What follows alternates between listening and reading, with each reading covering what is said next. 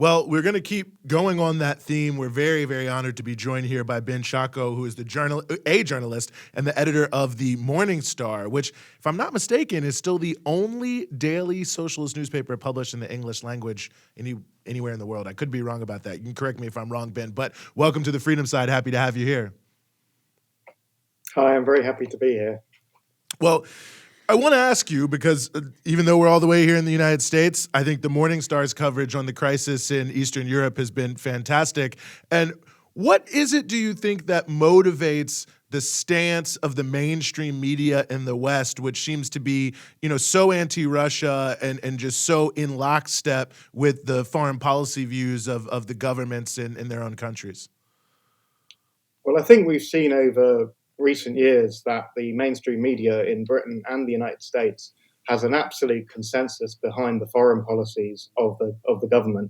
You might have any amount of disagreement on domestic politics, but one thing that we saw even under Donald Trump, who was a very divisive president, was that even the liberal media would line up behind him if he did something like drop some bombs on Syria, then suddenly he was a good guy again.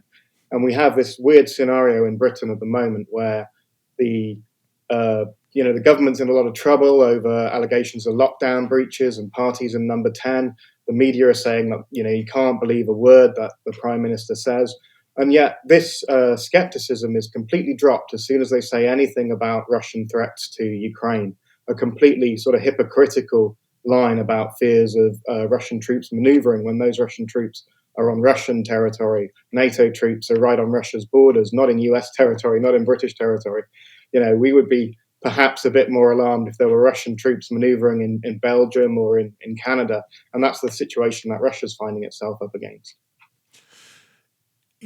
One of the questions I always have in these sorts of moments, especially when it comes to Russia, because I think there's so much demonization, and I don't know, obviously it's a lot closer for you all there in the UK, but I think in the US it still feels so far away, is, for the average person, the average working class person, why is it important that they pay attention to this issue and know what's going on in the context of it? Because I think, with everything happening in terms of inflation and COVID, it's easy, I think, to lose all foreign policy issues. But why is this in particular something that's critical for people to understand, something that you all were willing to put on the front page of a very pro-working class newspaper? Well, I think the obvious reason is that a war with Russia in Europe everyone would be the loser. The consequences of a conflict like that would affect the entire world. But, Russia is a nuclear power. NATO has several nuclear powers.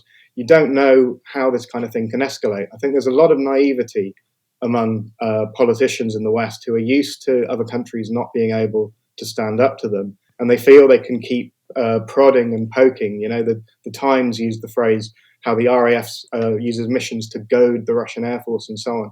And at some point, if something gives, if somebody reacts too quickly, that could erupt into a catastrophic war that nobody really thinks that they're on the brink of, but could happen almost by accident. I think that the risk of that is even higher because you've got this very explosive situation in the east of Ukraine, in the Donbass region, where the independent People's Republics were set up a few years ago after the coup in Kiev, where a lot of the troops on the front line are not actually regular soldiers. There are, militias like the Azov Battalion and neo-Nazi Battalion, which has attracted far-right recruits from across Europe, white supremacists and so on, going to join a battalion founded by Andrei Beletsky. It's Holocaust Memorial Day today. I think we should remember that this unit, headed by a man who pledged to lead the final crusade of the white races to defeat the Semite-led Untermenschen.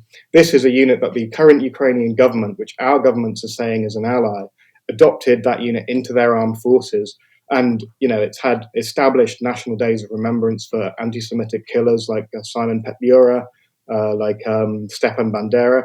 Now, these are not reliable allies. And when we have this whole issue of Ukraine should join NATO, when you're in NATO, you're all committed to go to war to defend other members of NATO, supposedly.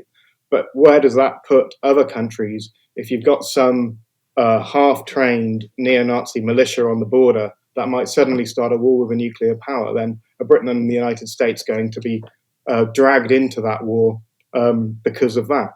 We saw something similar. I mean, cut me off if I'm going on too long, but we saw something similar in 2008 when the Georgian government decided that it was strong enough to attack Ossetia, a region, one of the many sort of messy regions left over by the breakup of the Soviet Union.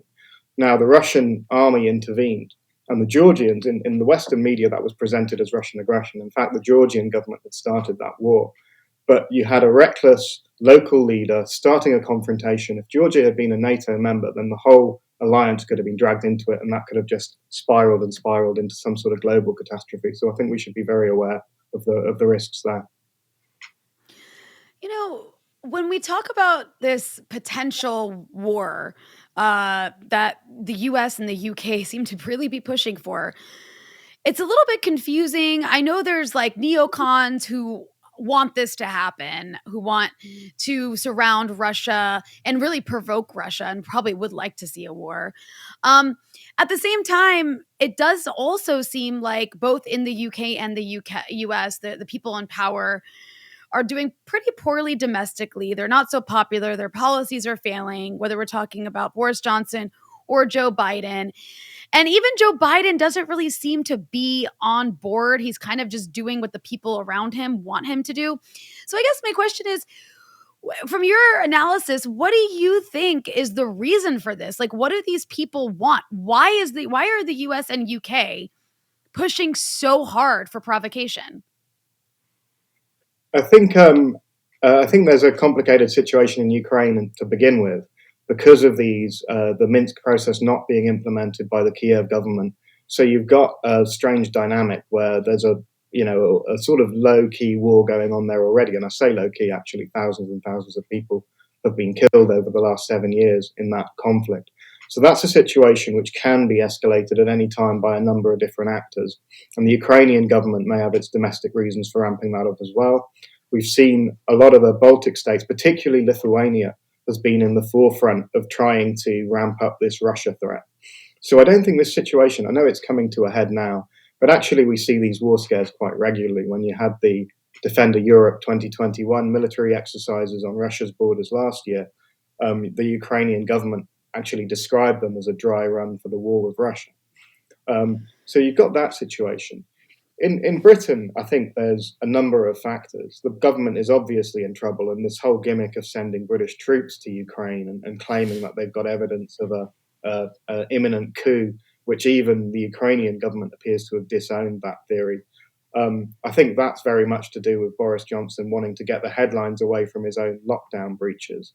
But you've also got the whole element of the Nord Stream 2 pipeline, the US shale gas interests. They have a stake in trying to reduce European imports of Russian gas. So there's lots of different stakeholders who might want to see some sort of confrontation ratcheted up that provokes some kind of reaction from Russia that then allows the US to say, well, you've got to cancel the Nord Stream 2, forces Germany more into line with NATO policy, that kind of thing.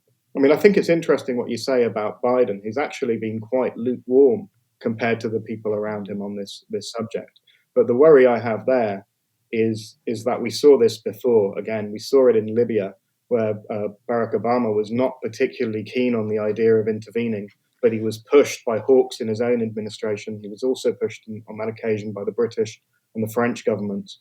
And they ended up going into a war, which, Libya is still effectively at war, or, more than 10 years later. That's the kind of disaster that which we could inflict on Europe. Well, I'm glad please go ahead. I just wanted to kind of like follow up with one thing about what you were just talking about, which is on the flip side. In the US, I get the sense that the public doesn't care about Ukraine. I haven't done a poll, but I get the sense that people are really focused on their own lives. It's the situation in the country is difficult for the average working American. They don't even know where Ukraine is. They just know it's like somewhere not in America. So I'm just curious, is there even, despite all the hysteria, is there support from the British public for provoking Russia, or do you think there'll be a backlash, or are people just not really paying attention because of their own personal problems? I think there's a big push by certain aspects of the media to try to make people care about it. And in fact, the Daily Mail was being quite widely mocked on social media in the last couple of days because it asked why do British people care so much about Boris Johnson having wine and cake in number 10 when they should be caring about Ukraine?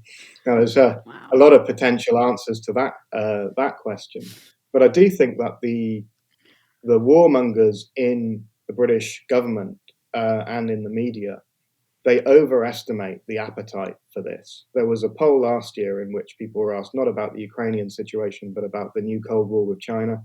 And a clear majority of British people responded that if there was a quarrel between the United States and China, they didn't want Britain to get involved in that. And we've seen at the start of this year the news that Tony Blair was to be awarded a Knight of the Garter. That's the highest chivalric honour in the British system. Within a few days, there were 1 million signatures calling for that to be revoked. Actually, there's a really strong hostility to foreign wars in this country as a result of the disaster of the Iraq War. And politicians and the media are having to try to overcome that. But I think that they're making a big mistake. The British public are not interested in starting a war with Russia. We've got enough on our plate. Even if the Russians were massing troops in an aggressive way rather than in response to our own build-up, which is actually the case. As you say, we're still in the midst of a pandemic which has affected Britain very, very severely, as it has the United States. Hundreds of thousands of people have died. We've got a cost of living crisis in Britain. The price of gas is shooting up, which of course is partly linked to the pressure on Russia. People have got other problems, and they're not going to be solved by war. In fact, this whole Cold War is making the situation worse because our government is increasing its spend on the military as it cuts pay in the health service and cuts funding for education. It's increasing the number of nuclear warheads that Britain has for the first time since the original Cold War. So this is a huge and obvious expenditure going on the military, which could be going to solve all kinds of issues like climate change and the pandemic, which are much more existentially serious to us. No, well, there's no doubt about that in terms of what the real threats are. Well, I can only encourage everyone who's watching this to check out the Morning Stars doing great coverage on this. Ben, thank you so much for being willing to give us some of your time here on the Freedom Side. Thank you.